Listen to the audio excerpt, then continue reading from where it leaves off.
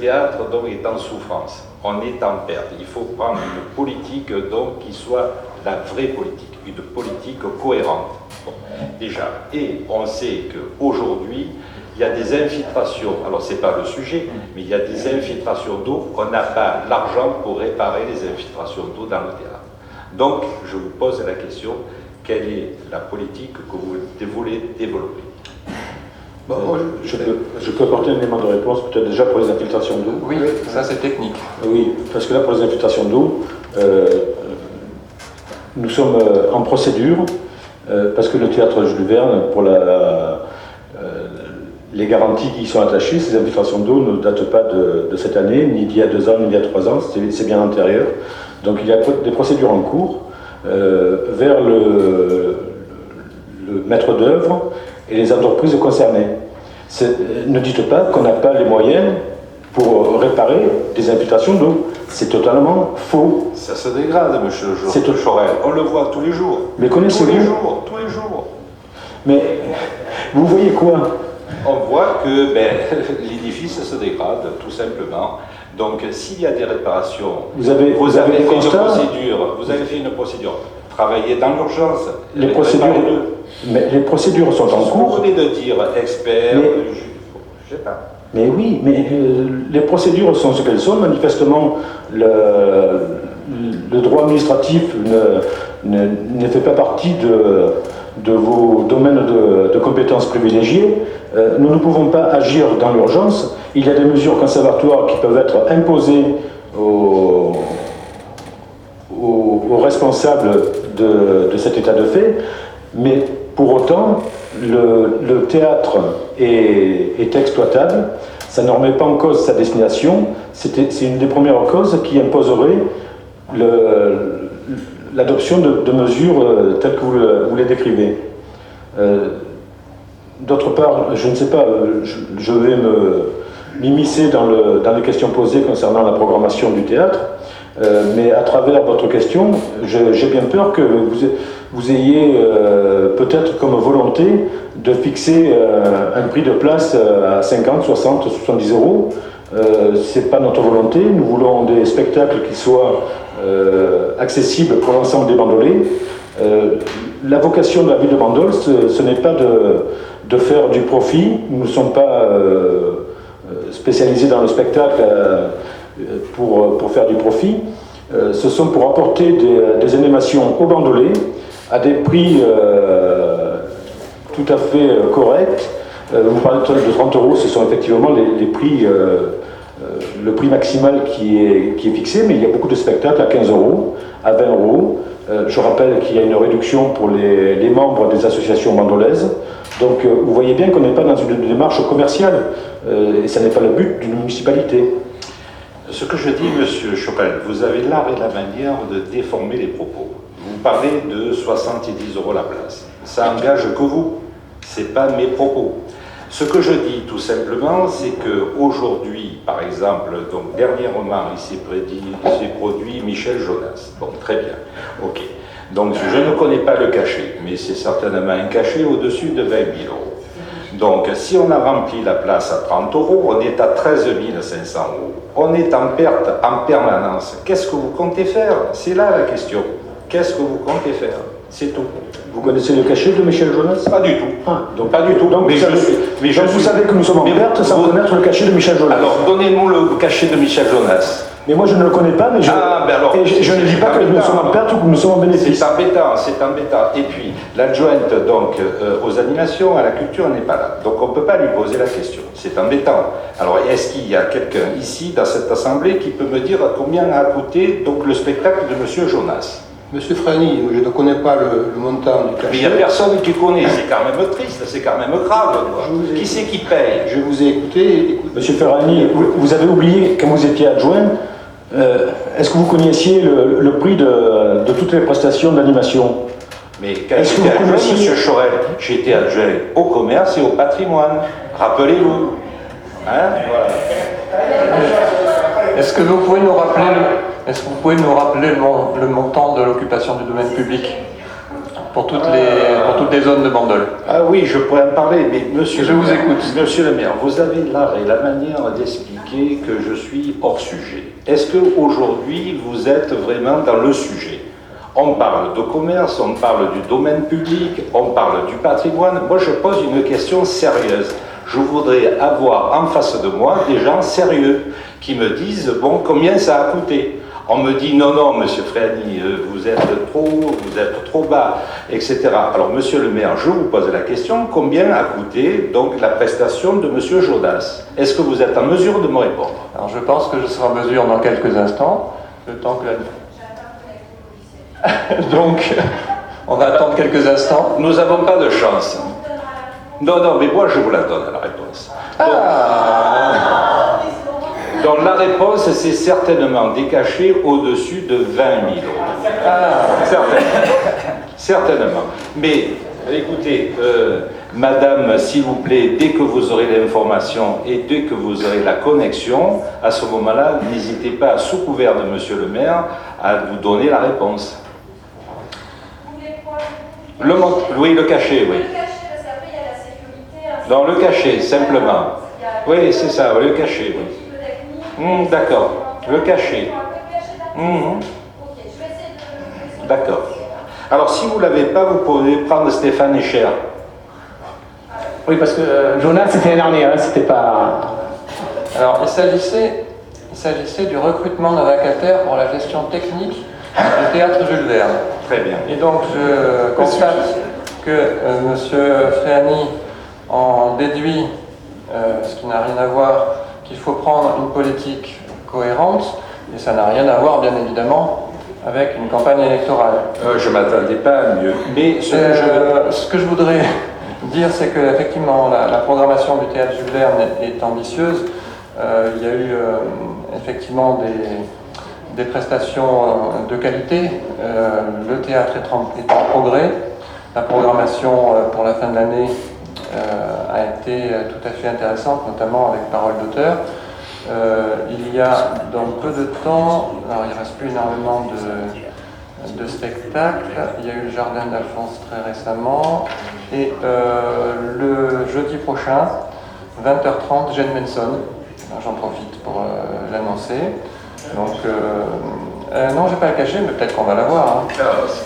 Ce que je veux dire, c'est que la programmation 2020 est très bien aussi. Ce que je veux dire, c'est que la programmation culturelle, théâtrale, ça n'a pas pour but de gagner de l'argent. Le but, bien évidemment, c'est d'en perdre le moins possible, mais la culture, de manière générale, a un coût. Je le comprends. C'est pour ça qu'elle est subventionnée. Je le comprends. Maintenant, je pense qu'on a assez, assez débattu sur ce sujet. Juste une petite réponse pour M. Chorel, si vous le permettez, juste une réponse petite pour M. réponse. Chorel. Voilà. Donc, ce qu'on peut faire aujourd'hui, c'est du théâtre de boulevard, c'est tout. C'est tout.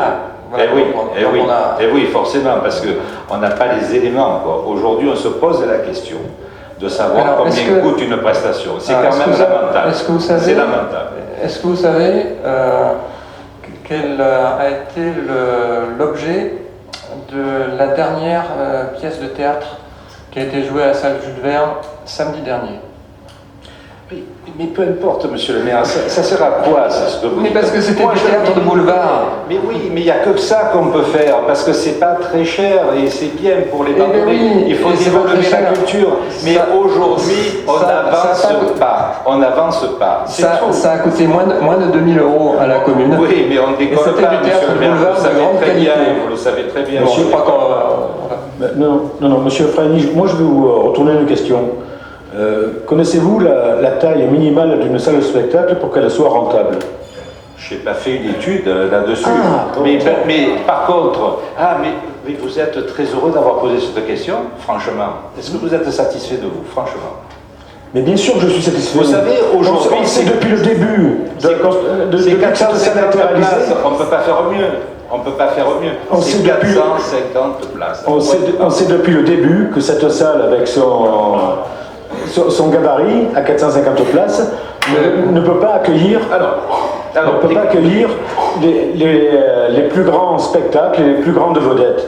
Bon, Tout le monde le sait très bien. Mais Bon, écoutez, je suis désolé, là maintenant, mais ça vous me suffit. posez une question, Donc, vous n'êtes pas capable de répondre à ma question. C'est Bien. ça qui est triste. Bien. Mais vous aurez la réponse à votre question. On vous donnera les cachets. On vous donnera les cachets. Il n'y a pas de problème. Mais les chiffres qui relevaient de votre délégation, vous ne les connaissez pas. Là, pour l'instant. Mais je pourrais vous surprendre, monsieur Chorel. Si vous voulez qu'on reste après le conseil municipal, je pourrais vous surprendre. C'est bon, ça suffit. Ça suffit, on a assez débattu sur cette délibération qui concernait absolument pas la programmation. Donc on va passer au vote. Ah oui, d'ailleurs, il n'y a pas 450 places, il y en a 488. Alors, qui est contre? Qui s'abstient? Et qui est pour? Merci. Délibération numéro 12. Merci, monsieur le maire. J'espère que celle-là Ça, va susciter moins d'agitation. rien n'est moins sûr. Il s'agit de la revalorisation, excusez-moi, des astreintes pour les permanences dans la fonction publique. Alors, le régime des astreintes et permanences dans la fonction publique territoriale est appliqué aux agents de la collectivité selon la délibération numéro 8 du 13 mars 2009. Or, un décret suivi de 3 arrêtés ministériels et un arrêté du 3 novembre 2015 sont venus modifier le régime des astreintes et permanences des agents. Il apparaît donc nécessaire de modifier la délibération cadre de la collectivité afin de respecter le principe de parité avec la fonction publique d'État. Je vais vous épargner la lecture des 18 articles et décrets.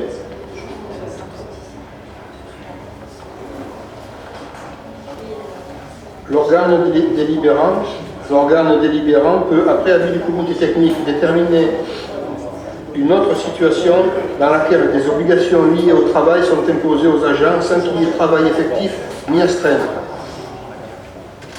La permanence correspond ainsi à l'obligation faite à un agent de se trouver sur son lieu de travail habituel ou désigné par son chef de service pour une nécessité de service un samedi, un dimanche ou un jour férié.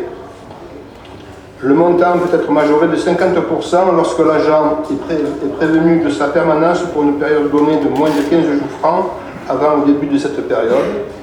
Par conséquent, il est proposé à l'Assemblée d'approuver le régime des astreintes et des permanences définies ci-dessus, d'inscrire les crédits nécessaires au sujet de la commune, de transmettre la présente délibération aux représentants de l'État ainsi qu'au trésorier municipal et d'autoriser le maire à signer tout document afférent à ce dossier. Y a-t-il des questions? Monsieur Valero. Merci. Donc, si je comprends bien, les astreintes seront payées vraiment que pour le travail effectif. Ils ne sont pas payés, le gars il est d'astreinte, on lui paye une astreinte, même s'il ne travaille pas. Il sera payé d'astreinte que quand il travaillera. Alors, l'objet de cette délibération n'est pas ça. Il y a un taux, de rémunération qui a été délibéré en 2015 et là il est augmenté. Autrement, le principe des astreintes reste toujours le même. Donc le gars les astreintes, il est payé pour les astreintes qu'il effectue. Ouais.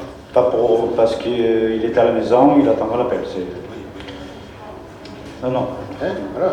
La question est, est-ce que le gars, quand il est d'astreinte, il est payé pour les astreintes, ok, mais est-ce que plusieurs personnes peuvent être d'astreinte alors que pour le même travail?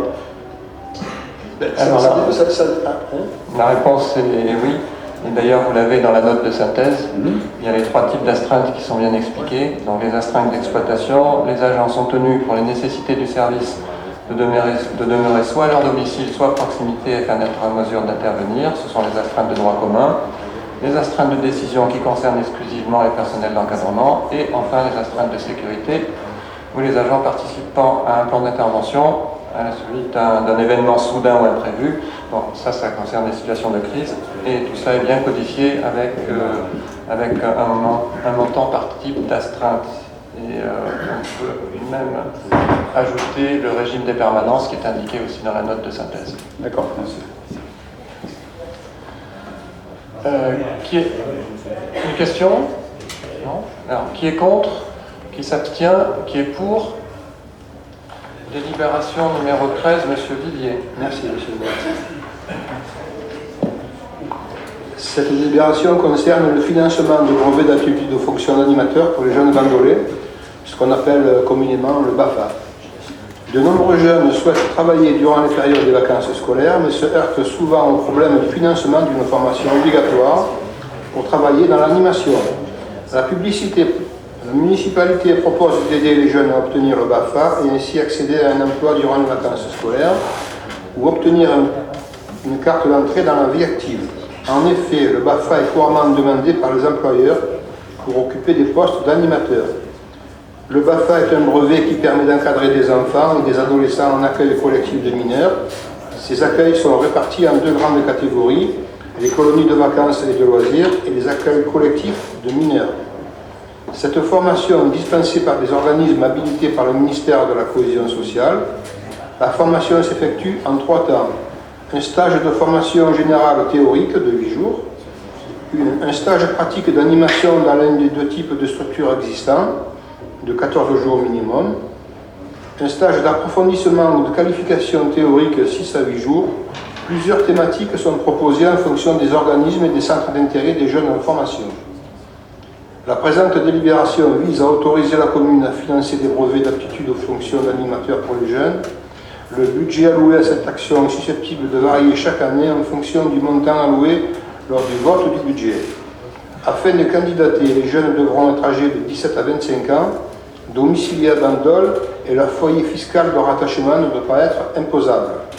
Les candidats remplissant ces critères devront ensuite participer à un entretien de motivation devant une commission composée d'élus et de fonctionnaires et effectuer une journée de stage dans une des structures jeunesse de la commune. S'ils sont choisis, ils devront signer une charte et s'engager notamment à travailler bénévolement pour la commune dans une des structures jeunesse le nombre de jours équivalent au montant de la formation, soit environ 21 à 28 jours. En cas d'échec ou d'abandon d'une des 3 étapes, le processus de financement sera annulé et le stagiaire devra rembourser les sommes versées. Par conséquent, il est donc proposé à l'Assemblée d'autoriser la commune à financer des brevets d'aptitude aux fonctions d'animateur, de valider le règlement du dispositif 6 juin, de valider le modèle de convention de partenariat entre l'organisme de formation, le jeune et la ville de Bandol 6 juin, d'autoriser le maire à signer tout document afférent à ce dossier. Y a-t-il des questions? Qui est contre? Je voudrais quand même apporter une précision. Monsieur Chorel. Ben oui, tout à l'heure on a évoqué l'avancement des agents communaux.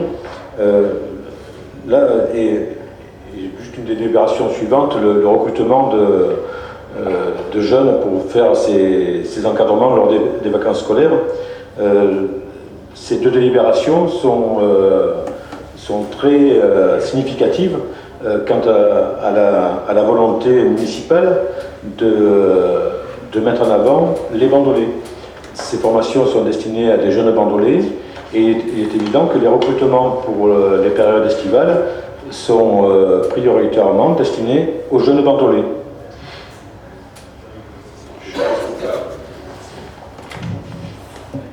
Très bien. Qui est contre? Qui s'abstient? Ou qui est pour?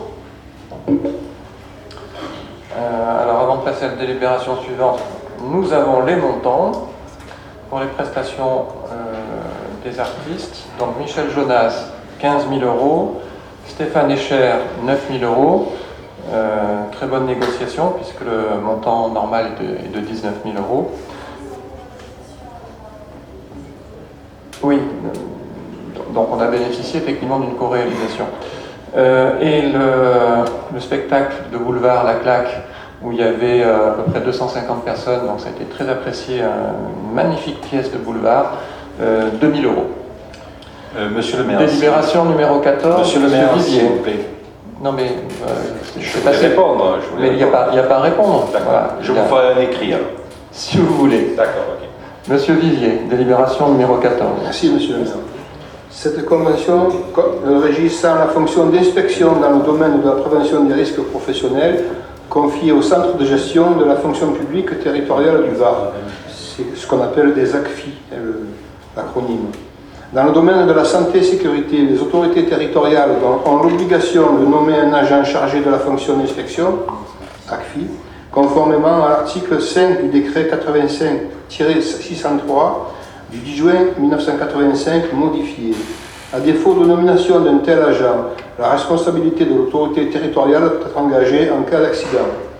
Le pôle prévention des risques professionnels du centre de gestion assure depuis 2002 la fonction d'inspection dans le domaine de la prévention des risques professionnels.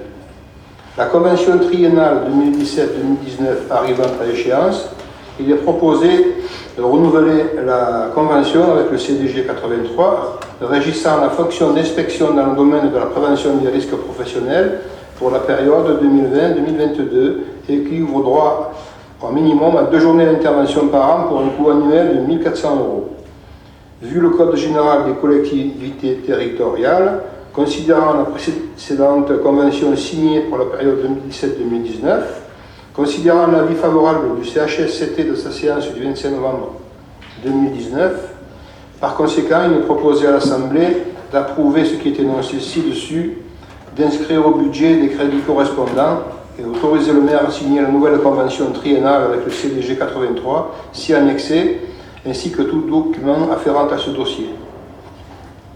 Merci. Y a-t-il des questions? S'il n'y a pas, on va passer au vote. Qui est contre? Qui s'abstient? Qui est pour? Délibération numéro 15, Madame Revest. Alors, il s'agit du coup de la crèche familiale en premier lieu. Donc on adopte des modifications qui sont apportées au règlement de fonctionnement et au projet d'établissement de la structure. Donc ça fait suite aux délibérations qu'on a votées au dernier conseil municipal, les modifications apportées par la Caisse nationale des allocations familiales, la CNAF. Donc par délibération en date du 16 juin 2016, le règlement de fonctionnement et le projet d'établissement de la structure d'accueil familial ont été adoptés par le conseil municipal. Cependant, afin d'être en conformité avec la circulaire du 5 juin 2019 de la CNAF, qui modifie le barème national des participations familiales à compter du 1er septembre 2019, en instaurant une augmentation annuelle jusqu'au 31 décembre 2022, il conviendrait donc de procéder à des modifications en corrigeant donc pour le règlement de fonctionnement, qui n'est pas du tout pareil, enfin c'est pas pareil que le projet d'établissement. Donc on va modifier 5 articles. Donc l'article 10, c'est celui qui apporte la précision sur les ressources prises en compte et modifie le taux d'effort applicable pour le calcul du tarif horaire à compter donc du 1er septembre 2019. Donc ça apporte des précisions aussi sur l'élaboration des contrats en cas de résidence alternée et ou de famille recomposée, parce que c'est ce qu'on a de plus en plus, donc il faut qu'on s'adapte aussi. Donc ça précise aussi, parce que c'est un cas qu'on rencontre de temps en temps, le montant plafond qui sera pris en compte en cas de non-production des justificatifs de revenus. Ensuite, l'article 11, on encadre un petit peu plus précisément les absences pour convenance personnelle des enfants, en apportant une limite de 2 semaines consécutives en dehors des fermetures de la structure. Et ça ne concerne pas les absences ponctuelles. Et l'article 23 qui précise les évictions de la structure pour raison de santé référencées dans le guide pratique de la CNAM et celles souhaitées par la structure.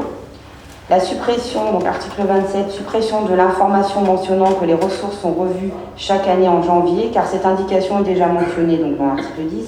Et l'article 28 qui précise le mode de paiement possible maintenant par Internet, par carte bleue, via le portail famille.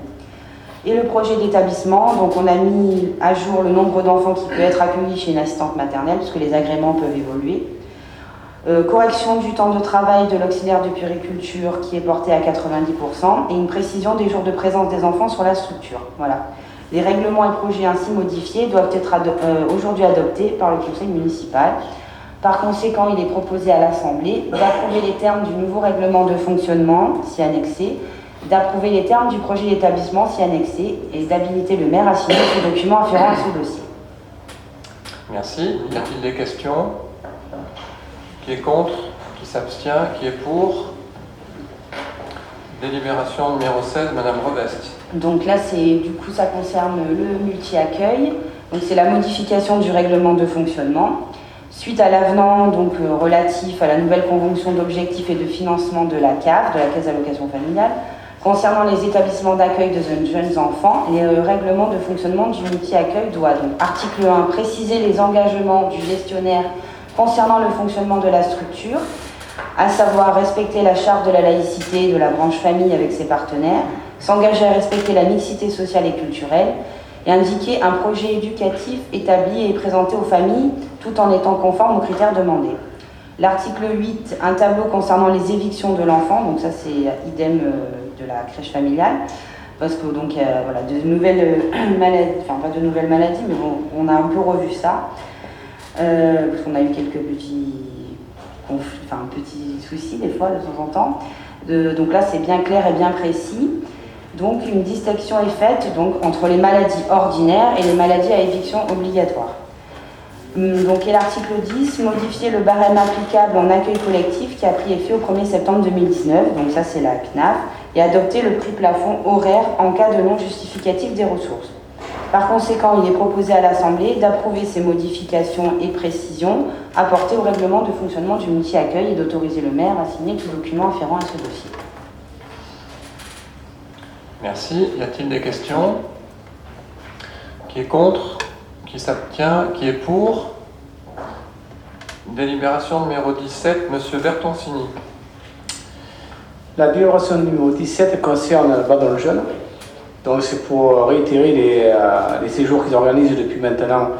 Pour le séjour au ski, ça sera la 3e année, ça sera réalisé. Le bivouac Koh-Lanta, sorti en week-end sur le plateau de Signe en haut, où ils passent un week-end en pleine nature.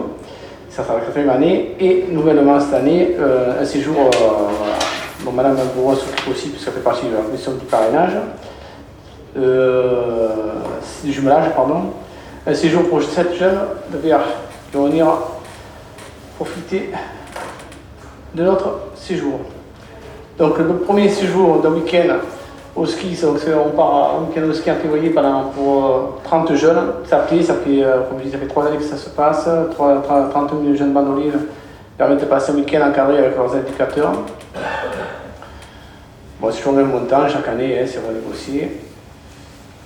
Donc voilà, j'ai rien de plus à dire. Le bivouac c'est à Signe et à Vert. Peut-être Madame Bourreau pour apporter quelques éléments complémentaires parce qu'elle a travaillé sur le sujet. Oui, juste une petite précision. Donc, le séjour à Vert, les enfants seront accueillis dans la commune donc, de Vert avec laquelle nous sommes jumelés. Ils vont être logés dans le gymnase et ils vont pouvoir profiter des plaisirs aussi du ski. Et il y aura des contacts organisés, des activités qui vont être proposées à ces jeunes avec les jeunes Allemands qui appartiennent à une structure équivalente à celle de notre carré jeune de Bandol. Voilà. Et en retour, nous travaillons sur l'accueil d'une délégation verroise cet été, pour qu'ils puissent profiter aussi des activités, des plaisirs de la plage et d'activités de contact avec notre jeunesse bandolaise. Voilà. Oui, c'est une chose qui tenait à cœur au conseil municipal, c'est de relancer ce jumelage, parce que nous sommes de très bons amis, nous sommes tous très bien reçus à Vert. Et donc c'est un moyen de relancer ce jumelage qui était un peu tombé à l'eau depuis quelques années. Donc ça fait 3 ans que nous travaillons sur le sujet et nous allons réitérer dans l'année ce partenariat qui nous permet de découvrir et de sympathiser avec des gens qui sont vraiment formidables. Voilà. Y a-t-il des questions? Alors, par rapport au jumelage, je rajouterais que effectivement j'y suis extrêmement favorable et j'ai tout fait pour que ce jumelage soit relancé, notamment avec la ville de Vert. Donc on les a reçus déjà à plusieurs reprises, et notamment pour un tournoi de football. Et dernièrement, au mois de septembre dernier, il y a une grosse délégation bandolaise qui est allée à Vert pour participer à un parcours de randonnée, et ça a été un souvenir inoubliable. Qui est contre? Une question peut-être, monsieur le maire, s'il vous plaît. Monsieur Felani. Merci, monsieur le maire. Avec donc le jumelage avec les Italiens, puisque j'ai pu comprendre que Bandol était jumelé avec l'Italie, avec une ville d'Italie. Est-ce que vous avez des projets dans ce sens-là? Merci. On va dire que les liens sont rétablis, puisqu'il y a eu récemment de nouvelles élections à Nettuno, puisque c'est la ville. Et donc j'ai reçu un courrier du nouveau maire et les échanges vont repartir. Là, c'est un petit peu précoce peut-être de se lancer dans de grands projets à 3 mois des élections, mais j'ai aucun doute sur le fait que la prochaine équipe continuera ce jumelage. Qui est contre? Qui s'abstient? Qui est pour? Délibération numéro 18, Madame Nadjarian. Merci, Monsieur le maire. Alors, il s'agit d'une subvention concernant Bandol Plus. Il est proposé d'allouer à l'association Bandol Plus, dont les 2 demandes sont parvenues en mairie, la subvention ci-dessous détaillée dans le cadre du budget principal 2019. Association Bandol Plus, 5 450 €. Dans le cadre des fêtes de fin d'année, l'association des commerçants Bandol Plus a initié et proposé des animations de Noël au titre du soutien au développement du commerce de proximité. La première demande de subvention concerne les animations pour la zone commerciale qui s'étend du restaurant au Donkey jusqu'à l'entrée de la ville, 2 250 €, et la seconde demande a trait aux animations qui se dérouleront dans le quartier du 11 novembre, 3 200 €. Donc ce qui fait bien la somme de 5 450 €. Par conséquent, il est proposé à l'Assemblée d'adopter les propositions ci-dessus, d'autoriser le maire à signer tout document afférent à ce dossier. Merci. Y a-t-il des questions? Qui est contre? Qui s'abstient? Qui est pour? Délibération numéro 19, Madame Nadjarian. Alors là, il s'agit d'une convention d'objectifs parce que le décret 2001-495 du 6 juin 2001 impose que l'administration qui attribue une subvention doit, lorsque le seuil de 23 000 est dépassé, conclure une convention avec l'association bénéficiaire définissant l'objet, le montant et les conditions d'utilisation de la subvention attribuée. L'association des commerçants Bandol Plus a demandé pour l'année 2019 une subvention communale supérieure à 23 000 €. Il convient donc, comme le prévoit le décret, de conclure une convention annuelle avec l'association. Par conséquent, il est proposé à l'Assemblée d'adopter les termes de la convention ci annexée et d'habiliter le maire à signer ainsi que tout document y afférent. Y a-t-il des questions? Avant de passer au vote, je voudrais en profiter pour souligner une action qui a été lancée par Bandol Plus, à laquelle la commune a souscrit et a accompagné cette initiative. C'est la fête qui va avoir lieu ce dimanche. Donc ça s'appelle du Bandol et du bio. Du Bandol, c'est du vin de Bandol. Et donc il y aura la présence d'environ 25 vignerons, donc un chiffre équivalent à la participation qu'il y avait eu en 2018 pour la fête des vins de Bandol. Il y avait eu 23 stands. Donc j'aurai le plaisir d'inaugurer cette journée dimanche à 10 h avec le président de Bandol Plus et le président de l'association des vins de Bandol. Donc je vous encourage à relayer au maximum cette information sur les réseaux sociaux. Je pense même que ça mériterait de faire un petit rappel sur le site de la ville et sur le Facebook. Ça serait bien que ça soit un grand succès parce que c'est l'intérêt notamment des commerçants de notre ville. Qui est contre? Monsieur le maire, si vous permettez, je vais rajouter quelque chose. C'est que, donc pour du Bandol, il y a 25 exposants, mais pour le bio, il y a encore 20 exposants. Donc ce sera une très belle fête. Donc ça fait 50 exposants en tout. C'est pour ça. Merci de cette précision. Oui, et une autre précision, c'est que la météo semble favorable pour dimanche, contrairement au 1er décembre. Ça, nous ne sommes pas, comment dire, on n'a pas de prise sur la météo. Qui est contre? Qui s'abstient? Qui est pour? Alors, délibération numéro 20. Il s'agit de la mise à disposition des biens à la communauté d'agglomération Sud-Seine-Beaume, et ça correspond au transfert de la compétence service public d'eau potable. C'est lié à la prise anticipée de compétences de la communauté d'agglomération en matière d'eau, d'assainissement et d'eau pluviale. Compétence anticipée donc, qui a été prise le 1er janvier 2019. Et ça fait partie de la loi. Les biens sont mis à disposition, je précise, sans transfert du droit de propriété. Donc la communauté d'agglomération gère, mais la commune possède. Donc ça prend en compte tous les équipements, bien évidemment, l'état de la dette, l'état des subventions. Voilà. Donc s'il n'y a pas de questions, on va passer au vote. Qui est contre?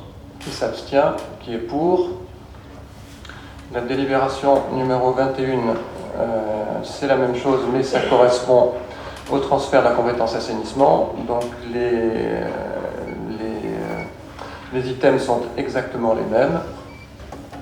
Qui est contre? Qui s'abstient? Qui est pour? Délibération numéro 22, rapport d'activité de la communauté d'agglomération, rapport 2018. Donc je pense que vous en avez pris connaissance. C'est assez divers.